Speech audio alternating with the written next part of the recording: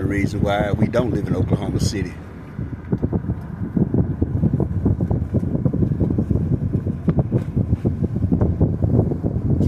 Man, this should have happened to your ass in Kansas, Ohio, and goddamn, of course, Texas, Louisiana, Alabama.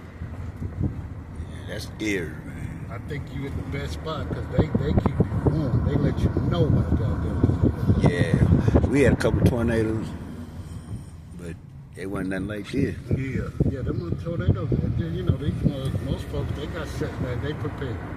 Yeah.